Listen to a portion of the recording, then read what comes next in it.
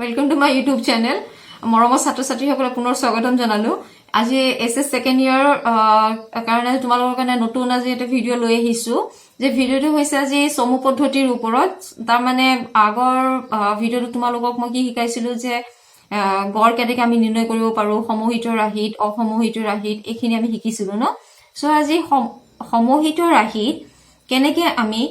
চমু পদ্ধতিৰে গড় নিৰ্ণয় কৰিব পাৰো সেইটো আজি আমি আলোচনা কৰিম। ঠিক আছে, সো আহা আজি আমি চাই লওঁ চমু পদ্ধতিৰে আমি কেনেকৈ গড় নিৰ্ণয় কৰি ওলাব পাৰো।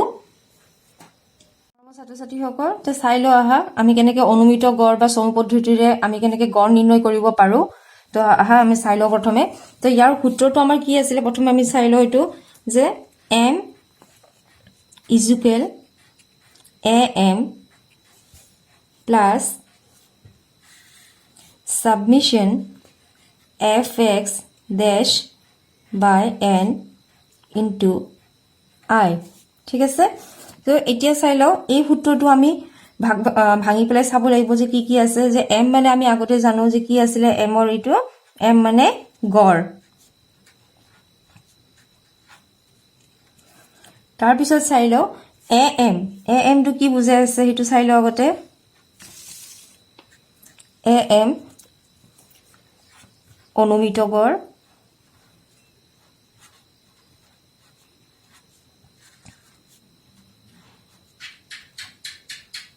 তাৰপিছত চাই লওঁ এই আইটোৱে কি বুজাই আছে, শ্ৰেণী অন্তৰালৰ দৈৰ্ঘ্য বা প্ৰসাৰ বা শ্ৰেণীৰ প্ৰসাৰ বুলি আমিও ক'ব পাৰো, শ্ৰেণীৰ প্ৰসাৰ।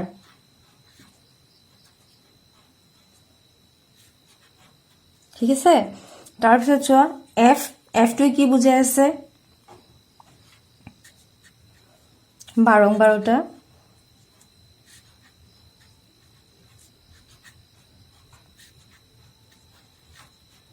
তাৰপিছত চোৱা এই এক্স ডেছটো কি বুজাই আছে,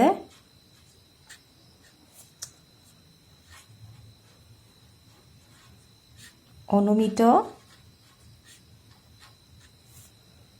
গড়ৰ পৰা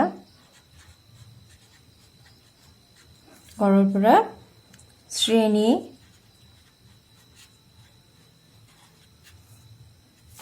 অন্তৰালৰ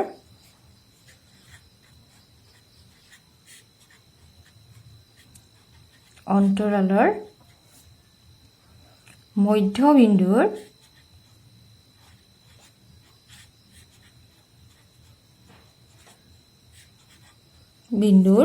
পাৰ্থক্য।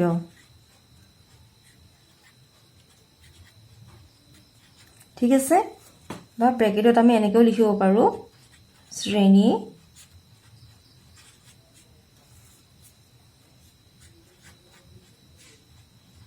অন্তৰালৰ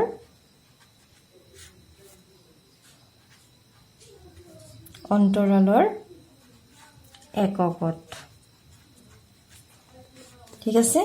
আহা এতিয়া আমি প্ৰথমতে কি কৰিব লাগে চাই লওঁ। এতিয়া চোৱা এইটো হৈছে সূত্ৰ আৰু এই সূত্ৰৰ ভাঙনিটো আমি এনেকৈ ভাঙি দিছো। আৰু তোমালোকে এটা কথা মনত ৰাখিবা, যেতিয়া এনেকুৱা ধৰণৰ যদি পৰীক্ষাত অংক আহে তেনেহ'লে সূত্ৰটো লিখি তোমালোকে এনেদৰে ভাঙি দিবা। ঠিক আছে, এতিয়া চোৱা আমি দীৰ্ঘ পদ্ধতিত কি কৰিছিলো, প্ৰথমতে আমাৰ শ্ৰেণী অন্তৰাল আৰু বাৰম্বাৰতা দিয়া আছিলে। ঠিক আছে, ঠিক তেনেদৰে চমু পদ্ধতিটো দিয়া আছে। ঠিক এনেদৰে কি কৰিব লাগিব যে দীৰ্ঘ পদ্ধতিত আমি মধ্যবিন্দু ওলাইছিলো। ঠিক আছে, মধ্যবিন্দুটো আমি কেনেধৰণে ওলাইছিলো যে যিটো শ্ৰেণী অন্তৰাল আছে এই শ্ৰেণী অন্তৰালৰ যিটো মাজৰ বিন্দু বা মাজৰ সংখ্যাটো সেইটো হ'ব কি মধ্যবিন্দু। এতিয়া চোৱা এতিয়া তোমালোকে যদি ডাইৰেক্ট যদি ওলাব নোৱাৰা তেনেহ'লে এটা কাম কৰিবা, এই দুটা শ্ৰেণী অন্তৰাল মানে 70 আৰু 74 এই দুটা যোগ কৰিবা, যোগ কৰি যিটো সংখ্যা ওলাব সেইটোক 2ৰে হৰণ কৰিবা, তেতিয়া চাবা শ্ৰেণী অন্তৰালৰ মধ্যবিন্দুটো ওলাই আহিব। মই ডাইৰেক্ট কৰি দি আছো, 70-74ৰ মধ্যবিন্দুটো কিমান হ'ব আমাৰ 72, 65-69ৰ মধ্যবিন্দুটো কিমান হ'ব 67,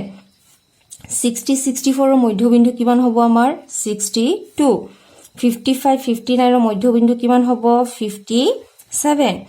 50-54ৰ মধ্যবিন্দুটো কিমান হ'ব 52, 45-49ৰ মধ্যবিন্দু কিমান হ'ব 47, 7 40 44 মধ্যবিন্দু কিমান হ'ব 42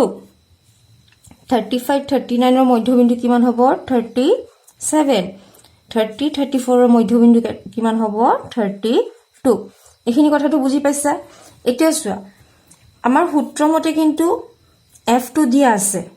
ঠিক আছে x ডেশৰ xৰ কামটো আমি পিছত কৰিম এতিয়া আমি চাই লওঁ যে x ডেশটো আমাক কি বুজাই আছে চোৱা x ডেশটো ইয়াত কোৱা হৈছে যে অনুমিত গড়ৰ পৰা শ্ৰেণী অন্তৰালৰ মধ্যবিন্দুৰ পাৰ্থক্য ঠিক আছে বা আমি যদি আমি এটা কওঁ যে এইটো বস্তু যদি ভালকে তোমালোকে বুজি নোপোৱা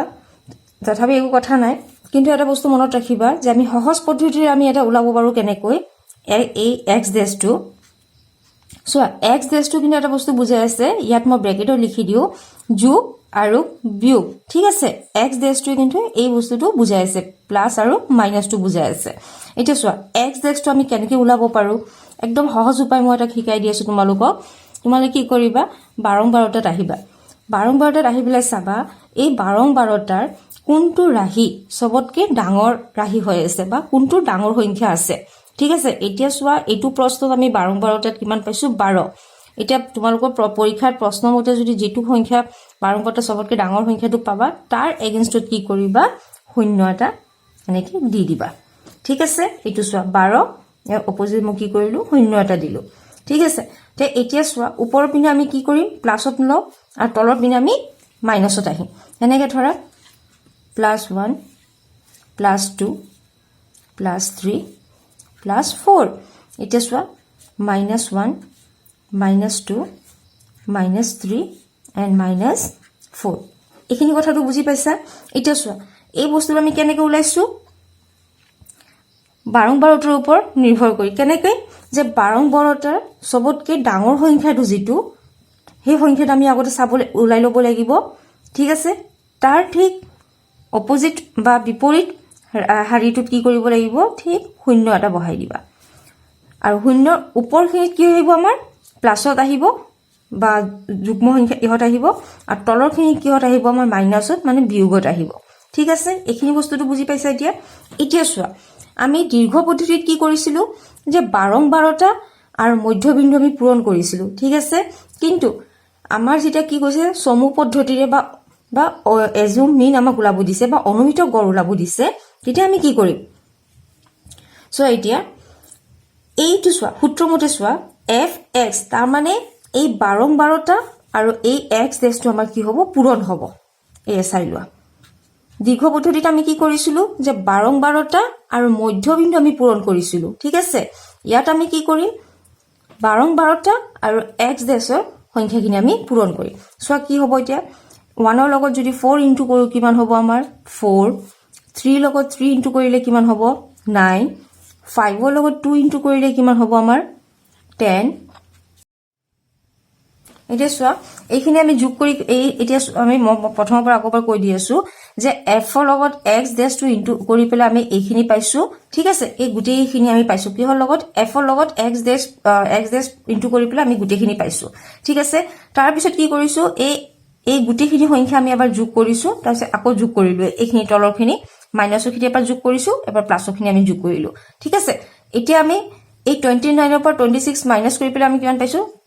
3 পাইছো কেতিয়াবা আমাৰ এনেকুৱা হ'ব পাৰে যে বিয়োগৰ ঋতুত কি হ'ব পাৰে বেছি হ'ব পাৰে আৰু যোগৰ ঋতুত কম হ'ব পাৰে তেতিয়া কিন্তু উত্তৰটো আমাৰ হলে কি ওলাব মাইনাসত ওলাব হেতু কাৰণে টেনচন ল'ব নালাগে ঠিক আছে উত্তৰটো মাইনাসত ওলাইলো অসুবিধা নাই এতিয়া আহা আমাৰ মেইন অংকটোলৈ আহো এতিয়া চোৱা am তো আমি এনেকৈ ৰাখো তাৰ পিছত ওলাম এতিয়া চোৱা সাবমিশন fx ডেশ কিমান পালো 3 n ৰ ভ্যালুটো কিমান আছে আমাৰ 40 ঠিক আছে ইনটু i মানে কি হৈছে শ্ৰেণী অন্তৰালৰ দৈৰ্ঘ্যটো আমাৰ কিমান ওলাব ইয়াত 5 চোৱা কেনেকৈ 70 71 72 73 74 আমি কিমান পালো 5 পাইছো ঠিক আছে এতিয়া আমি গুটেখিনি পাই গলো তাৰ পিছত চোৱা এতিয়া আমাৰ কি আহিব এই এজুমিং অনুমিত গড়টো আমি ক'ৰ পৰা ওলাম যেটো নেকি আমাৰ অনুমান কৰিব লাগিব বা কল্পনা কৰি ল'ব লাগিব ঠিক আছে এতিয়া চোৱা আমি একদম সহজ উপায়ত আমি এইটো ওলাব পাৰোঁ যে বাৰম্বাৰতাত আমি যে এক্স ডেছটো ওলাইছিলোঁ কাৰ ওপৰত ভিত্তি কৰি পেলাই যে বাৰম্বাৰতাৰ আটাইতকৈ ডাঙৰ সংখ্যাটো কি তাৰ ওপৰত ভিত্তি কৰি তাৰ ঠিক অপজিট আমি ৰাশিটোত কি কৰিছোঁ বিপৰীত ৰাশিটোত আমি কি শাৰীটোত কি কৰিছোঁ শূন্য দিছোঁ ঠিক আছে এতিয়া চাবা একদম সহজ উপায়েৰে মই শিকাই দি আছোঁ এতিয়া চাবা য'ত আমি ডাঙৰ সংখ্যাটো পাইছোঁ কি পাইছোঁ 12 আৰু ইয়াত কি পালোঁ শূন্য তাৰ মাজৰ মধ্যবিন্দুটো কি আছে এইটো চোৱা ইয়াৰ অপজিটত চোৱাৰ কি আছে এইটো হৈছে কি আমাৰ এ এম এইটো তোমালোকক মই বুজোৱাৰ কাৰণে মই লিখাই এনেকে